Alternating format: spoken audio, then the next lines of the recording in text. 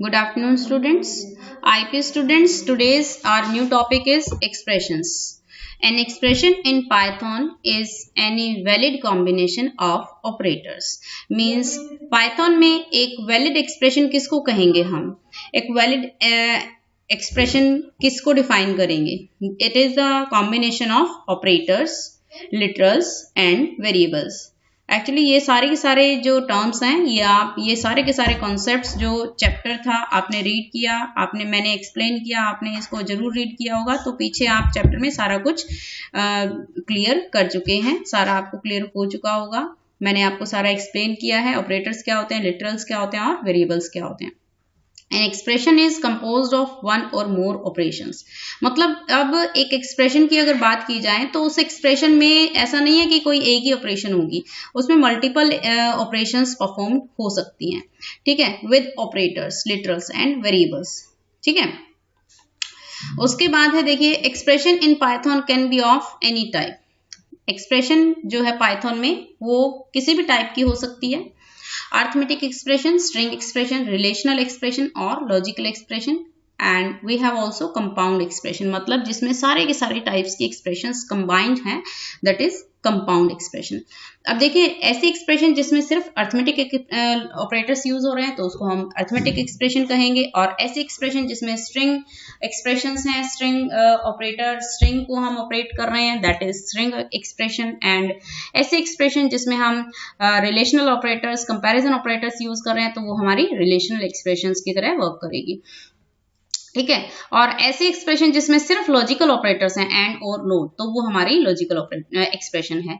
और इसी के साथ अगर कोई एक्सप्रेशन ऐसी है जिसमें लॉजिकल ऑपरेटर्स भी हैं और आप कहें कि स्ट्रिंग एक्सप्रेशन भी है वो, और अर्थमेटिक ऑपरेटर्स भी उसमें यूज हो रहे हैं, तो वो आपकी कंपाउंड एक्सप्रेशन बन जाती है। अभी इसको देखते हैं, ये सेकेंड पॉइंट जो है कंपाउंड एक्सप्रेशन से रिलेटेड दिया हुआ है। एक छोटा सा पॉइंट आपको दिया, the types of operators and operands used in an expression determine the expression type. आपको पता है कि जो एक्सप्रेशन में आप ऑपरेटर्स यूज करेंगे, लाइक प्लस यूज किया है ना, या आपने माइनस यूज किया, या फिर आपने greater than less than use किया, ठीक है, तो और ऑपरेंड्स यूज करते हैं, ये दोनों ही एक्सप्रेशन की टाइप को डिटरमाइन करते हैं। मतलब कि अगर आपने इसमें न्यूमेरिक वैल्यूज यूज की, इंटीजर वैल्यूज यूज की 4 + 5, तो इसकी टाइप क्या रहेगी, रिजल्टेंट टाइप इंटीजर ही रहेगी। अगर आप 4.0 और 5.0 को ऐड कर रहे हैं तो रिजल्टेंट टाइप क्या रहेगी, फ्लोट रहेगी। अगर आप दो वैल्यूज को सिंपल कंपेयर कर रहे हैं, b is greater than c, तो b और c की वैल्यूज को आप कंपेयर करके देख रहे हैं, तो सिर्फ इसकी जो रिजल्टेंट टाइप क्या रहेगी, वो बूलियन टाइप रहेगी, ट्रू या फॉल्स में। तो डिपेंड करता है कि एक्सप्रेशन में ऑपरेटर्स या ऑपरेंड्स क्या हो रहे हैं, क्या यूज हो रहे हैं, उनके अकॉर्डिंग उनकी जो टाइप है वो एज अ रिजल्ट हमें डिस्प्ले होती है, ठीक है। An expression can be of compound expression. अब देखिए, ये एग्जांपल जो आपको गिवन है, ये कंपाउंड एक्सप्रेशन का एग्जांपल गिवन है, जिसमें अर्थमेटिक ऑपरेटर्स भी हैं, रिलेशनल ऑपरेटर्स भी हैं, तो सारे ही जिसमें ऑपरेटर्स यूज हो रहे हैं वो आपकी क्या आ जाती है, वो कंपाउंड एक्सप्रेशन। सारे जरूरी नहीं है, मोर देन 2 ऑपरेटर्स अगर यूज हो रहे हैं डिफरेंट टाइप्स के, तो वो आपकी कंपाउंड एक्सप्रेशन में आ जाती है। अब देखिए, ये आपको मैं बता चुकी हूँ कि अर्थमेटिक एक्सप्रेशन में अर्थमेटिक ऑपरेटर्स होंगे, रिलेशनल एक्सप्रेशन में रिलेशनल ऑपरेटर्स यूज होंगे, तो ये आप रीड कर सकते हैं, इसको आप रीड कीजिए इस टॉपिक को। एक पॉइंट जो मुझे बताना है वो ये है कि स्ट्रिंग एक्सप्रेशन में हम प्लस और मल्टीप्लाई ऑपरेटर्स को यूज कर सकते हैं। अगर हम स्ट्रिंग एक्सप्रेशंस के साथ प्लस सिंबल यूज करते हैं, प्लस ऑपरेटर यूज करते हैं, अरिथमेटिक ऑपरेटर, तो उन दोनों स्ट्रिंग्स को ये कॉन्कैट कर देता है। और वहीं अगर हम ये जो स्टार सिंबल देख रहे हैं, इस स्टार सिंबल को मींस इस मल्टीप्लिकेशन सिंबल को अगर स्ट्रिंग के साथ इस तरह से यूज किया जाए तो उस स्ट्रिंग को ये मल्टीप्लाई कर देता है। मतलब कि एंड मल्टीप्लाई 2, इसका मतलब है एंड को 2 टाइम डिस्प्ले करना है। अगर होता एंड मल्टीप्लाई 4 तो एंड 4 टाइम रिपीट होता है, ठीक है। तो ये देखिए, ये प्लस ऑपरेटर को हम यूज करते हैं तो वो ऐड होती हैं स्ट्रिंग्स, कॉन्कैटिनेट होती हैं, मर्ज होती हैं दोनों स्ट्रिंग्स। और अगर हम मल्टीप्लाई सिंबल यूज करते हैं तो वो रेप्लिकेशन ऑपरेटर होता है। ये जो मल्टीप्लिकेशन ऑपरेटर है ये रेप्लिकेशन ऑपरेटर है, मींस वो पर्टिकुलर स्ट्रिंग जो है उतने नंबर ऑफ टाइम जो है रिपीट हो जाएगी। अब इसका एक एग्जाम्पल ये वाला कंसिडर करते हैं, तो इससे आपको जो है अच्छे से ये प्लस और मल्टीप्लिकेशन क्लियर हो जाएगा। देखिए, प्रिंट 2 मल्टीप्लाई, ये एक स्ट्रिंग है नो, तो 2 मल्टीप्लाई नो का मतलब है नो को 2 टाइम रिपीट करना है। फिर आप प्लस कर रहे हैं, किसको प्लस कर रहे हैं? 3 मल्टीप्लाई एक्सक्लेमेशन। अब एक्सक्लेमेशन को 3 टाइम रिपीट करना है, तो 2 टाइम नो और 3 टाइम एक्सक्लेमेशन दोनों मर्ज हो जाएंगे प्लस ऑपरेटर से, ठीक है। अब यही एक्सप्रेशन अगर कुछ इस तरह से नेस्टेड एक्सप्रेशन की फॉर्म में है ना, तो यहाँ पे नेस्टेड एक्सप्रेशन जो है वो हमेशा पहले इवेल्युएट होती है। ये देखिए अंदर वाली नो प्लस 3 मल्टीप्लाई एक्सक्लेमेशन, इससे क्या होगा? नो के साथ एक्सक्लेमेशन सिंबल 3 टाइम मल्टीप्लाई होकर के 3 टाइम रिपीट होकर के नो के साथ मर्ज हो जाएगा। देखिए रिजल्ट ऑफ फर्स्ट एक्सप्रेशन, और उसके बाद वही एक्सप्रेशन 2 टाइम रिपीट हो रही है इस वाली आउटर एक्सप्रेशन से। तो आई थिंक ये आपको क्लियर है। अब यहाँ देखिए इस तरह का एग्जांपल है, 11 + 3 अगर आप डालते हैं, क्योंकि ये इंटीजर वैल्यूज हैं तो ये इनको ऐड करेगा, और अगर आप स्ट्रिंग वैल्यूज पे ऑपरेट कर रहे हैं तो ये इनको कॉन्कैटिनेट करेगा, ठीक है। तो आगे चलते हैं, इवैल्यूएटिंग अरिथमेटिक एक्सप्रेशंस। जब हम अरिथमेटिक एक्सप्रेशंस को इवैल्यूएट करते हैं तो उसके लिए हमें कुछ ऐसे रूल्स होते हैं जिनको फॉलो करना होता है, और वो रूल्स क्या हैं? Determine the order of evaluation in an expression considering the operator precedence. हमें हमेशा ऑपरेटर प्रेसिडेंस को ध्यान में रखना है। ऑपरेटर प्रेसिडेंस का टॉपिक अभी हमने पीछे लास्ट टाइम किया था, तो वही ऑपरेटर प्रेसिडेंस आपको याद रखनी है, ठीक है। कब? जब आप एक्सप्रेशंस को सॉल्व कर रहे हैं। उसके बाद है एज पर evaluation order for each of the sub expression. Sub expression जो है वो आपको पहले सब एक्सप्रेशन को सॉल्व करते हैं, अभी मैंने बताया आपको, in the form of value, operator और वैल्यू, इसी तरह से सॉल्व करते हैं। Evaluate each of its operand arguments, ठीक है। Perform any implicit conversion. अब ये वाला जो पॉइंट है ना, इम्प्लिसिट कन्वर्जन। इम्प्लिसिट कन्वर्जन का मतलब है, अगर देखो कन्वर्जन 2 टाइप्स के होते हैं, एक इम्प्लिसिट कन्वर्जन होता है, एक एक्सप्लिसिट कन्वर्जन होता है। मतलब 2 ऑपरेंड्स हैं, उनका टाइप एक का INT है और एक का फ्लोट है, तो पाइथन इसको ऑटोमेटिकली जो बिग डेटा टाइप होगा, फ्लोट यहाँ पे बड़ा डेटा टाइप होगा, तो इसमें कन्वर्ट कर देगा। तो ये इम्प्लिसिट कन्वर्जन होगा, ठीक है। INT और फ्लोट को जब ये प्रोसेस करेगा तो रिजल्टेंट टाइप इसकी फ्लोट होगी इम्प्लिसिट कन्वर्जन के अकॉर्डिंग।